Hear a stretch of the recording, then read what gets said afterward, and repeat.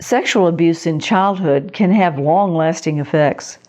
Some common ones are difficulty in relationships, low self-esteem, problems with body image, or unhelpful attempts at self-repair, such as overeating, excessive drinking, drug use, or promiscuity. Some women can't go for OBGYN checkups because they get triggered by the physical examination. Others have unexplained genital or rectal pain during intercourse, but doctors can't find any physical cause. Some people feel they deserve the abuse because they were flawed in some way. Some abusers play off this by saying, "You'll never find anyone who will love you the way I do."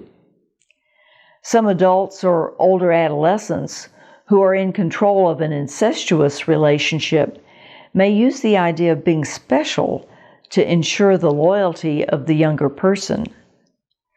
Not all sexual abuse is physically abusive or painful. Some people are ashamed to admit that they had physical pleasure in such situations. It is even possible to feel sexual stimulation during a rape because of the mind-body disconnect that happens at the height of the trauma. Some survivors have a motto of "go it alone" because they were abused by people who were supposed to protect them. Other survivors have problems trusting people no matter how far removed from the abuse they are. Not all have the same responses to sexual abuse. One woman abused by a male relative vowed to be celibate the rest of her life, while her sister, who had the same perpetrator, became promiscuous. This is a good example of how trauma pushes behavior to the extremes.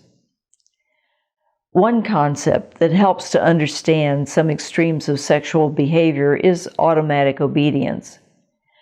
Part of the response to a trauma is to go into an altered state of consciousness that seems like a dream or a trance.